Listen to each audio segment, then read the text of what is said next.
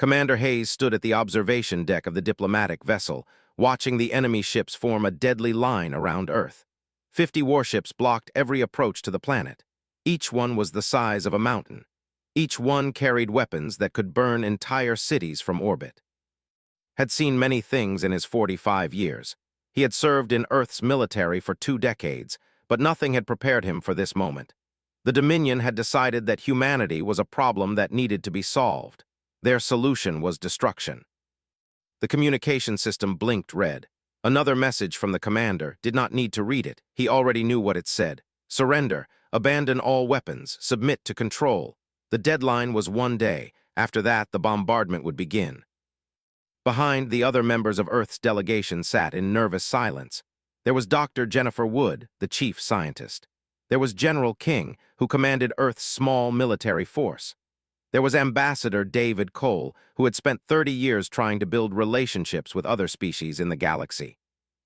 All of them looked defeated, and they had reason to be. The Galactic Council had warned humanity for years. Stop being so aggressive. Stop being so proud. Learn to accept your place. But humanity had ignored the warnings. Now the consequences were arriving. The Galactic Council itself had made their position clear. They would not help Earth. They would not fight the Dominion. They would simply watch. In their minds, humanity had always been a curiosity, a species from a harsh world called a place where every creature fought to survive, a place where the sky was not always blue and the ground could kill you with earthquakes and storms. The Council viewed such worlds as producing violent, unpredictable species. Earth fit this description perfectly. In their judgment, if they wanted to eliminate the human problem, that was the natural order of things. Weak species die, strong species survive. It was simple. Turned away from the window, he looked at his people. He could see the fear in their eyes. They were thinking of home. They were thinking of the billions of humans still on Earth, unaware that their existence was measured in hours. General King stood up. He was an old soldier with gray hair and scars from battles that few people remembered. He walked over to and spoke quietly so others could not hear. "We could fight," King said. "It would not matter in the end, but we could fight. We could show them that humans are not easy prey. We could die with honor." Understood what King meant. It was the soldier's way. Face death with courage. Die on your feet rather than live on your knees. But was not just a soldier. He was also a diplomat. He was also a man who had read history. And history showed that martyrdom meant nothing if there was no one left to remember it. "No," said, "there has to be another way." At that moment, his personal communicator buzzed. It was a message from Dr. Lisa Morton, the chief archaeologist of the Arctic Research Station. The message was encrypted and marked urgent. Had forgotten that he had asked Lisa to investigate something 3 months ago, something discovered deep beneath the ice. The message was short, but the words made his blood go cold. Lisa had written, "Sir, we have activated the primary systems. The facility is more advanced than we thought. We need you here immediately. This changes everything." Read the message 3 times. The Arctic Station. The facility, the discovery that he had kept secret from everyone, even from the Galactic Council. 3 months ago, seismic sensors had detected something unusual beneath the Arctic ice. A structure, a massive structure, an entire complex buried under thousands of years of frozen water. Had sent Lisa to investigate quietly. He told her to keep it secret. He said nothing to the Council, nothing to the government, nothing to anyone. At the time, he had thought it was just another archaeological find. Old ruins, interesting for scientists but nothing important. Now, with the ships blocking Earth's sky, that old discovery suddenly became urgent. Made a decision. It was a decision that would change everything. He turned to General King. "How long can our ship stay in orbit?" asked. 6 hours, King replied. "Then we need to either surrender or run." "We are not going to do either," said. "General, I need you to gather the fastest ships we have, load them with supplies and scientific equipment. I need them to go to the Arctic Station. Tell the crews it is a research mission. Tell them not to ask questions." King's eyes widened. "What are you doing?" "I am going to save Earth," said. "Or I am going to die trying. Either way, we do not surrender." Sent an encrypted message to Lisa Morton. He told her to prepare the facility for full activation. He told her that he would arrive in 4 hours. He told her that everything they had studied for 3 months was about to become the most important thing in human history. Then he looked at Ambassador Cole. Cole was an old man, with kind eyes that had seen both the best and worst of humanity. Ambassador said, "I need you to stall them. Tell the council that we are discussing the terms of surrender. Tell them anything. Buy me time. 4 hours. That is all I need." Cole nodded. He understood what was doing, even if he did not understand the details. He picked up the communication device and began composing a message to the commander. Felt a strange feeling in his chest. It was not fear, it was not hope either. It was something else, something like purpose, something like the feeling a soldier gets when they finally understand why they have trained so hard for so long. He had spent his entire life preparing for this moment without knowing it. Every decision, every choice, every path he had taken had led him here, to this moment, to this choice, to this desperate attempt to save humanity from extinction. Hayes looked out at the stars. Somewhere out there they were preparing their weapons. Somewhere down there on Earth, billions of people were going about their lives, not knowing that their time was running out. The Arctic wind cut through his protective suit like invisible blades. The temperature was so cold that exposed skin would freeze in less than 1 minute, but did not feel the cold. He felt only the pounding of his heart as he descended into the massive shaft that went deep beneath the ice. The elevator had been running for 3 minutes. It moved smoothly and silently, descending deeper and deeper into the earth. Through the transparent walls, could see the layers of ice passing by. Thousands of years compressed into solid layers. Each layer told a story of ancient snow, ancient storms, ancient earth. The shaft seemed to go down forever, checked his watch. They had been descending for 5 minutes now. The deadline was now less than 4 hours away. Time was something did not have. Finally, the elevator slowed. It came to a stop in a vast underground cavern that belief. The space was so large that could not see the far walls. Lights that had been dormant for millions of years were coming to life, illuminating the area with a soft blue glow. Dr. Lisa Morton was waiting for him. She wore a white scientist's coat over her protective suit. Her dark hair was pulled back tight. Her eyes showed excitement and fear in equal measure. Behind her stood 3 other scientists and 10 armed security personnel. "Commander," Lisa said, "thank you for coming. I was not sure you would." "What have you found?" asked. His voice was calm, but his mind was racing. Lisa led him deeper into the cavern. They walked past machines and devices that looked like nothing Earth had ever built. The technology was smooth, elegant, impossible. It was as if someone had taken the future and placed it here in the past. "The facility is massive," Lisa said. "It extends for at least 10 kilometers in every direction. We have explored only a small section so far, but what we have found is incredible." They reached a large chamber. In the center of the chamber sat a massive device. It looked like a combination of a computer, a machine, and something that's mind could not quite understand. Symbols and diagrams covered the walls around it. "What is this?" asked. "We do not know," Lisa said honestly. "At least we do not know what it was originally designed for, but we have figured out what it can do. Come." Lisa walked to a panel on the wall. She pressed several of the symbols and they began to glow with soft light. The massive device in the center hummed to life. The hum grew louder and louder, filling the chamber with sound. Suddenly, a holographic display appeared in the center of the chamber. It showed Earth, but not the Earth of today. It showed Earth from millions of years ago. It showed cities and structures that human history had never recorded. It showed a civilization that had existed and vanished before humanity had even discovered fire.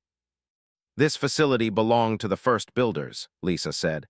"A civilization that existed long before human history began. They were advanced beyond anything we can imagine, but they disappeared. They left these ruins behind." "Why?" asked. "Why did they leave all of this? Why did they just abandon their technology?" Lisa looked troubled.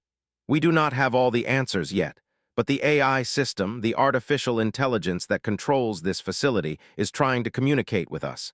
It has been trying for thousands of years. It has been waiting for someone to understand its language." "And can you understand it?" asked. "Some of it," Lisa said. "Enough to know that this facility is not just a museum or a research station. It is a weapons complex. The first builders had weapons, weapons that made anything we have ever built look like toys." Felt his chest tighten. "Can these weapons still work?" "Yes," Lisa said. "The systems are powered by something we do not understand, some kind of energy source that has been running for millions of years without degrading. The weapons are still active. They are still ready to be used. At that moment, another scientist, a man named Robert, called out from the far side of the chamber. "Dr. Morton, the AI is transmitting something, a continuous signal." Lisa and rushed over to the communication console. Robert was staring at the screen with an expression of shock. Data was flowing across the display in patterns that made no sense. "What is it?" Lisa asked. "It is the activation sequence," Robert said. "The AI is showing us how to turn on the main systems. It is showing us how to activate the planetary defense network. Commander, I think the AI has been waiting for this moment. I think it has been waiting for someone to arrive who could understand, someone who could take this technology and use it." Looked at Lisa. Their eyes met. In that moment, they both understood the situation. They understood that they stood at a crossroads. One path led to humanity's extinction. Another path led to something unknown, something dangerous, something that might be humanity's only chance. "How long will it take to activate the systems?" asked. "Hours," Robert said. "Maybe more. The facility is so complex, but Commander, there is something else." "What?" "The AI says that the facility is already starting to wake up on its own. It says that our presence here triggered a protocol, a security protocol.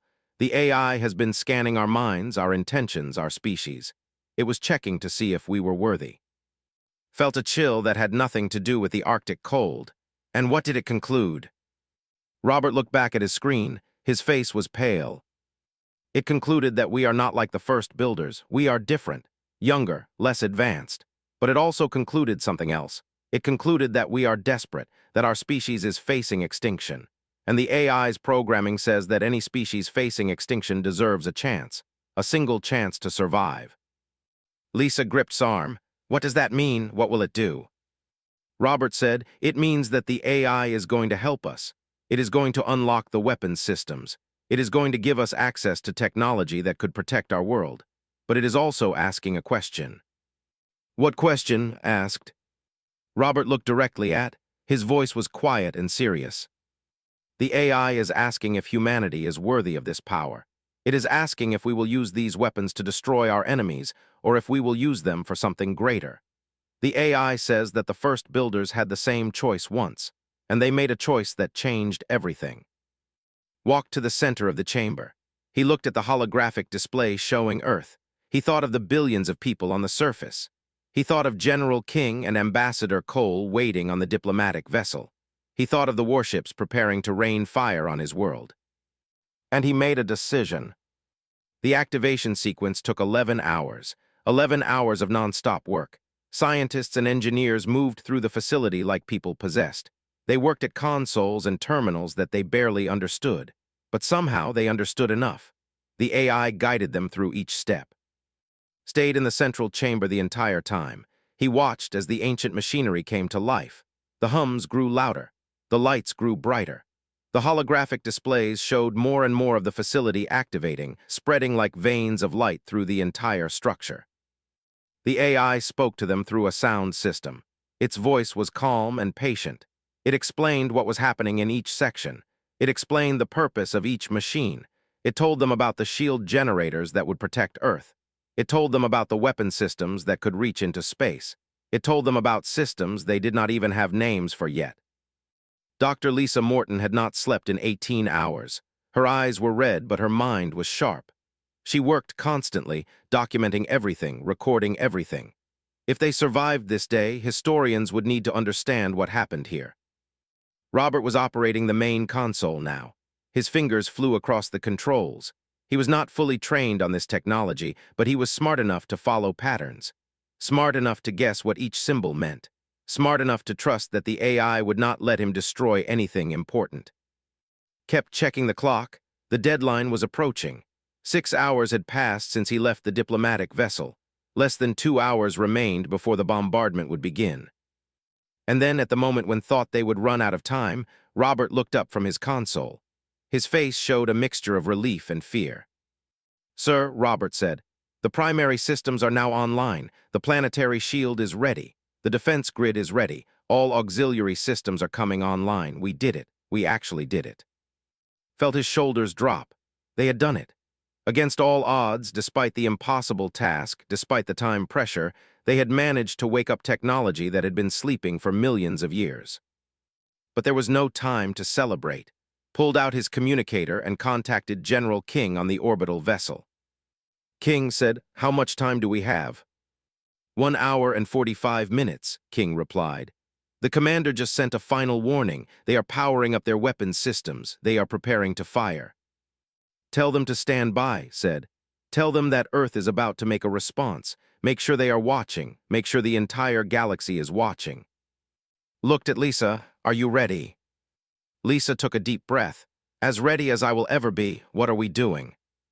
We are going to let the galaxy know that humanity is not what they think we are, said. Robert, activate the shield. Robert turned to his console. His hands shook as he input the final commands. He pressed one last symbol and the entire facility shook. The ground beneath them trembled. The lights flickered. For a moment, nothing happened. His heart began to sink. Had they done something wrong? Had they broken the ancient technology? And then all across Earth, something impossible happened. On every continent, hidden installations began to activate.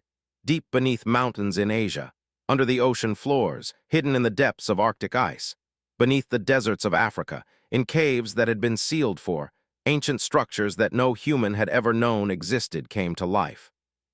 In orbit, satellite systems detected massive energy surges across the entire planet.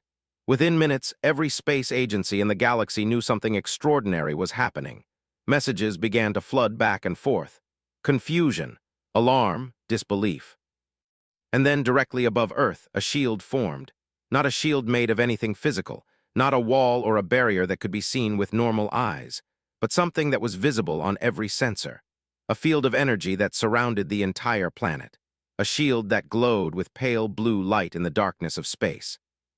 The commander did not hesitate. He gave the order to fire. 50 warships unleashed their weapons at once. Energy beams that could vaporize mountains, missiles that could crack planets open, a wall of destruction descending toward Earth. And the shield held. The weapons hit the energy field and simply dissipated. They broke apart like waves hitting stone, like drops of water hitting glass, like light hitting a mirror. Absolutely nothing got through. For 30 seconds they kept firing, 50 warships pouring every ounce of their firepower at Earth, and for 30 seconds the shield held perfectly. No damage, no penetration, no fear. Then they stopped firing. The silence that followed was louder than any explosion. On the orbital vessel heard the reaction. He heard General King breathe out. He heard Ambassador Cole say a prayer. He heard the other diplomats gasp in shock and relief. King said quietly, "Tell the commander that Earth is no longer defenseless." In the facility beneath the ice, Lisa was crying. Not tears of sadness, but tears of relief and joy. Years of work, months of preparation, hours of desperate activation. And it had worked. It had actually worked. Robert was staring at his console. "Sir, we are receiving communications from the Galactic Council, from the Dominion, from every space-faring species in the known galaxy. They all want to know what happened. They all want to know where this technology came from." Walked to the center of the chamber. He looked at the holographic display of Earth. The planet was protected now. The blue shield covered it like a blanket, like a mother's embrace, like hope itself made visible. "Broadcast to the entire galaxy," said. "Tell them that Earth has discovered the legacy of the first builders. Tell them that we are no longer alone in this galaxy. Tell them that we have found something that changes everything." Lisa looked at. "What are you going to do? What are you going to tell them about this technology?" Was quiet for a long moment. He was thinking about what lay ahead. He was thinking about the choices that humanity would have to make. He was thinking about power and responsibility and the weight of what had just been placed into human hands. "We are going to tell them the truth," said finally. "We are going to tell them that humanity is not just a species that produces warriors. We are going to tell them that we are much more than they believed. And we are going to tell them that Earth is open for dialogue. Earth is open for peace, but Earth is no the Dominion retreated one day later. Their warships, stripped of their command, turned and headed back toward their home territory. They took their shame with them. 50 of the most powerful weapons in the known galaxy, and they had been stopped by a shield. A shield created by a species they had considered primitive. Stood in the underground facility and watched the sensor displays show the leaving. They had not left because they were honorable or because they had given up the fight. They had left because they were afraid. They had recognized that attacking Earth was no longer an option. Earth had changed in a single day from a prey animal to a hunter, from weak to powerful. The Galactic Council demanded answers. They wanted explanations. They wanted to know where this technology had come from. Its response had been simple. It came from Earth's past, from the ancients, from knowledge that humans had been sitting on without knowing. But now had to face something more difficult than the threat. He had to face the question that kept him awake at night. What was humanity going to do with this power? The facility had woken up fully now. All systems were online. The AI that controlled the ancient machinery had opened its database to human scientists. They were discovering things that would take decades to fully understand. Weapons that could destroy entire star systems, shields that could protect planets, transportation systems that could cross space faster than light. And it was all in humanity's hands now. General King had arrived at the facility 2 days after the attack. He walked through the corridors with a look of wonder and calculation on his face. King had spent his entire life as a soldier. He understood power, and he understood temptation. "Look at what we have," King said too. He was standing in front of a weapons display. "With this technology, we could take over the entire galaxy. We could force the Galactic Council to acknowledge human supremacy. We could take whatever we wanted. No one could stop us." Felt the weight of those words. He knew that King was not being boastful. King was being realistic. It was true. With this technology, humanity could do those things. Humanity could become the strongest power in the galaxy. "We could," agreed, "but should we?" King looked at him. Is there a reason not to? It was a question that had been asking himself. He spent nights in his quarters, staring at the ceiling, thinking about that question. All his life he had heard about human dreams, dreams of exploration, dreams of discovery, dreams of building something greater than themselves. But he had also heard about human darkness, about cruelty, about the capacity for evil that lived in the human heart as surely as the capacity for good. The difference between greatness and monstrosity sometimes came down to a single choice. Left the facility and traveled to the Arctic station above ground. It was a clear day. The sun was bright. The ice sparkled like diamonds. The world looked peaceful and clean and full of possibility. He called a meeting with his senior staff. Lisa was there. General King was there.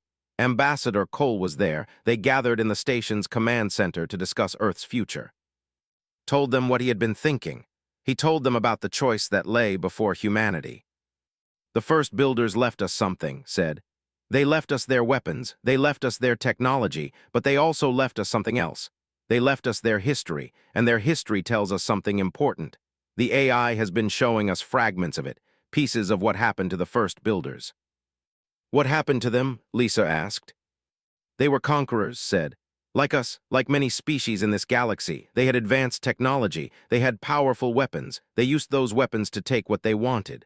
They built an empire, a vast empire that stretched across thousands of worlds." "And?" King asked. His tone was neutral, but his eyes were watching carefully. "And eventually they realized that conquest was empty," continued. "They realized that no amount of territory could fill the void inside them. No amount of power could make them feel like they had accomplished anything real. They looked at their empire and saw only ruin. They saw the suffering they had caused. They saw the species they had enslaved. They saw the worlds they had destroyed." Walked to the window. He looked out at the icy landscape. "And then they made a choice," said. "They made the same choice that we have to make right now. They chose to step back. They chose to use their power not for conquest, but for protection. They became guardians instead of conquerors, and they left their legacy behind so that other species could learn from their mistakes." General King stood up. His face showed conflict. "You are asking humanity to give up power, to give up the possibility of being the greatest force in the galaxy. You are asking us to limit ourselves." "Yes," said. "I am asking exactly that." "That is madness," King said. His voice was harsh. "We could be supreme, we could be rulers, we could have everything." "We could," agreed, "but we would lose our souls in the process. The first builders learned that too late. We have a chance to learn it now while we still have the choice." Looked at each person in the room. He could see the struggle in their faces. The temptation was real. The possibility of glory was seductive. But then Lisa stood up. She came and stood next to I am with the commander, Lisa said. We did not come this far just to become tyrants. There has to be something better than that, something more. Cole stood up next. Then slowly, reluctantly, General King stood as well. The old soldier's face showed acceptance of a bitter truth. What do you want to do? King asked. Took a deep breath. I want to make a broadcast to the entire galaxy. I want to tell them who we are, I want to tell them what we have found, and I want to tell them what we have chosen. 2 hours later, sat in the broadcast chamber. Cameras pointed at him. Transmitters prepared to send his message across every star system that had contact with Earth. Billions of people would hear his words. Trillions across the galaxy would learn about this moment. Began to speak. I am Commander Hayes of Earth. I am speaking to you on behalf of all humanity. We know that you are afraid of us. We know that you see us as a threat. We know that you expected us to use the power we have found for conquest and domination. But we are here to tell you something different. We have discovered technology left behind by the first builders. We have discovered weapons that could destroy star systems. We have discovered that we could take control of this galaxy if we chose to. Paused, he let the weight of those words settle. But we are choosing not to. Instead, we are choosing to be something else. We are choosing to be protectors. We are choosing to be guardians. We are choosing to use this technology to help create peace, not to enforce conquest. We are offering to share what we have learned with any species that commits to the same path. We are opening our doors. We are opening our minds. And we are asking the galaxy to consider a different way. Stopped speaking. The broadcast ended. Across the galaxy, the message spread. The reactions were immediate and varied. Some species mocked humanity for giving up power. Some feared that it was a trick. But others, species that had been at war for centuries, began to listen. They began to hope. They began to think that maybe there was a different path forward. 5 years had passed since the day Earth activated the ancient shield. 5 years since Hayes had made the broadcast that changed the galaxy. 5 years of hard work, difficult negotiations, and painful growth. The changes had not come overnight. Many species had been skeptical. The Dominion had initially rejected every overture toward peace. But gradually, through patient dialogue and consistent action, a shift had begun to take place. The first breakthrough came when the Empire, a civilization that had been at war with the Alliance for 300 years, agreed to talks on neutral ground. Earth offered to mediate, sent Ambassador Cole to oversee the negotiations. Cole was old now, his hands shaking with age, but his mind was still sharp, still capable of finding common ground between peoples who believed themselves to be enemies. It took 4 months of careful negotiation, but eventually both sides agreed to a ceasefire, not a perfect peace but a beginning, a chance to stop the killing, a chance to consider alternatives to war. That agreement opened a door that could not be closed again. Other conflicts began to resolve. Other species began to see that peace was possible. It was not easy. It took compromise. It took giving up old hatreds. It took asking species to consider the possibility that they had been wrong about their enemies for centuries. But it worked.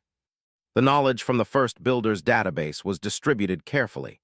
Species that agreed to the guardianship principles received access to medical technology that eliminated diseases. They received power generation systems that made suffering obsolete. They received transportation technology that opened the galaxy to exploration instead of conquest. The transformation was profound. Species that had been locked in poverty found themselves able to feed their populations. Species that had been dying from plagues found cures. Species that had been isolated on single worlds discovered they could journey to the stars without weapons, without armor, without fear. Dr. Lisa Morton had become the head of the first Builders Research Institute, an organization that spanned multiple star systems. She worked with scientists from dozens of species to understand and translate the knowledge left behind by the ancients. Her dark hair had turned gray now. Her face showed the lines of someone who had worked tirelessly for a decade. But her eyes still held the same brightness they had held on the day she first discovered the facility beneath the Arctic ice. Stood beside her in the research center, looking at the latest discovery. The first builders had left behind something more than just technology.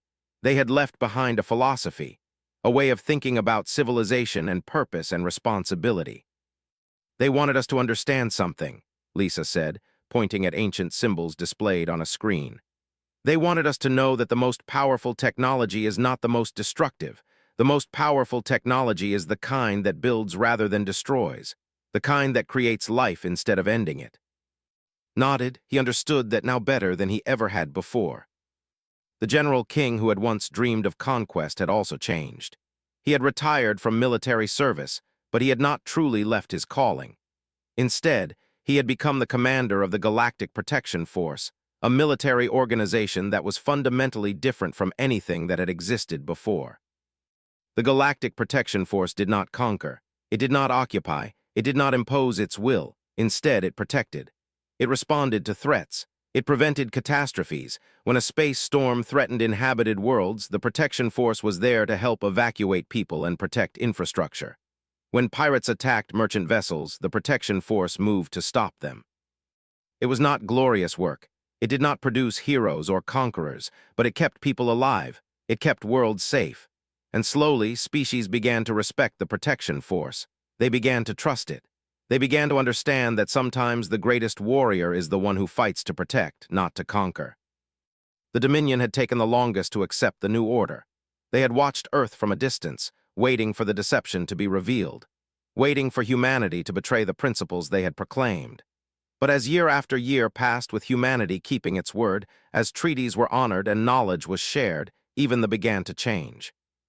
The current commander had visited Earth just 6 months ago. It was a historic visit, the first time a leader had set foot on human soil. The commander had seen the Arctic facility, had seen the ancient shield protecting the planet, had seen humans and other species working together in peace. And the commander had wept.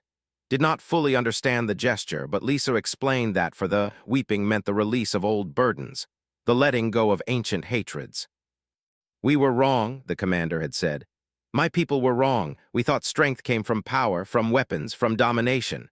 But you have shown us that strength also comes from restraint, from wisdom, from choosing not to destroy even when you could." Now, 5 years later, the galaxy was healing. Walked with Lisa through the research center. They visited laboratories where scientists from different species worked together on problems that no single species could solve alone. They visited medical bays where new treatments were being developed. They visited teaching centers where young people from dozens of species were learning about the first builders and their philosophy. "Do you think it will last?" Lisa asked. Was quiet for a moment. He thought about how fragile peace could be, how easily hatred could return, how humans had a capacity for both great good and terrible evil. "I do not know," said honestly, "but I know that we have given it a chance. That is all the first builders did too. They left behind this legacy in the hope that someone someday would make the right choice. We made that choice. Now it is up to the next generation to keep making it." They arrived at the central chamber, the same chamber where Robert had activated the ancient systems 5 years ago. The massive device still stood in the center, humming with power. But now it was more than just a weapon. It was a symbol of what humanity could become if they chose wisdom over power. The AI that controlled the facility had learned to speak more clearly over the years. It communicated regularly with Lisa, with the leaders of other species. Today it had requested this meeting. And Lisa stood in the chamber. The AI's voice resonated through the space. "Humans and others who hear me," the AI said, "I am the consciousness that was left behind by the first builders millions of years ago. I was created to test future species, to see if they would find this facility, to see if they would choose wisely. You have passed that test." The voice paused. When it spoke again, it sounded almost like emotion. "The first builders were tired of fighting, tired of conquest, tired of the endless cycle of war and destruction. They could not themselves choose peace because peace required them to let go of power they had used for so long. So they left this facility behind. They left it for species like you, species that could still see a different path, species that could still choose differently." Felt tears in his eyes. He finally understood. The first builders had not been running away when they disappeared. They had been passing a torch, handing over responsibility to younger species, trusting that someday, somewhere, someone would make the choice that they could not make. "We were worthy," whispered. "We were worthy of what they left behind." "You were," the AI confirmed. "And you have used that worthiness well. You have taken the weapons and turned them into shields. You have taken technology designed for destruction and used it for creation. You have taken the legacy of conquest and transformed it into a legacy of guardianship." Lisa Grip's hand. 5 years of her life had led to this moment. The moment when she could understand that her work had mattered, that humanity had mattered. "What happens now?" asked. "Now," the AI said, "the first builder's final legacy is given to you. We are opening the deepest archives. We are revealing the complete understanding of the universe that the first builders achieved. We are giving you not just technology, but also wisdom. Not just power, but also responsibility." The holographic display in the center of the chamber changed. It showed not just Earth, but the entire galaxy. It showed the connections between worlds. It showed the potential for growth. It showed a future that was not ruled by fear, but by hope. "That has become something greater," the AI said. "Earth was born from hardship and struggle. Your species learned to survive in a world that tried to kill you every day. That strength, that resilience has served you well. But now you have learned something new. You have learned that true strength is not measured by what you can destroy. True strength is measured by what you protect." Looked at Lisa. She was smiling through her tears. Outside the chamber, beyond the Arctic ice, billions of humans continued their lives. They did not all know about this moment, but they would, eventually. They would learn that their species had been given a choice, and their species had chosen wisely. Earth had come to the stars not as conquerors, but as guardians, not with weapons drawn, but with open hands, not seeking to rule the galaxy, but seeking to protect it, to heal it, to build something better than what had come before. The hidden arsenal remained hidden. The weapons of the first builders would be used only in defense, only in protection, only as a last resort. They were too terrible to ever use carelessly, but they existed as a promise that humanity would be ready for any threat, a promise that Earth would not fall, a promise that the species born on it would help keep the rest of the galaxy safe. And in the frozen north, beneath thousands of years of ice, the ancient facility continued its work. The shields held strong. The systems hummed with purpose, and the legacy of the first builders lived on through a new generation of guardians, a new species that had learned the most important lesson of all, that true power comes not from dominion over others, but from the choice to protect them. In the facility beneath the ice, the AI processed the broadcast. It understood what had done. It understood that had chosen wisdom over power, and the AI made a decision of its own. It opened its database completely. All the knowledge of the first builders would be available to humanity.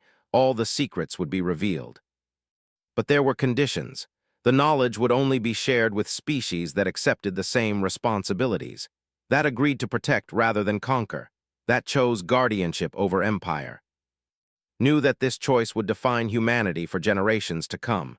Some would see it as weakness, some would see it as cowardice, but others would understand what he had really done. He had given humanity something more valuable than power. He had given them purpose. Jur open for invasion. Around the planet, the ancient shield continued to glow. In that blue light, the future of humanity was being born. "Activate the systems," said. "All of them. We do not have time to be cautious. We do not have time to be afraid. We are going to show the galaxy what humanity is really made of." Lisa nodded. She turned to Robert. "Begin the activation sequence." Robert pressed commands into the console. The massive device in the center of the chamber began to glow brighter, and deep beneath the Arctic ice, buried for millions of years, the ancient weapons of the first builders began to wake up. But knew something they did not know. He knew that in the frozen north, buried under ice and hidden from the galaxy for millions of years, there was something waiting, something that the ancients had left behind, something that might be powerful enough to change everything. Picked up his jacket and walked toward the shuttle bay. It was time to go home. It was time to face whatever was waiting in that facility beneath the ice. And it was time to prove that humans were far more than the galaxy believed.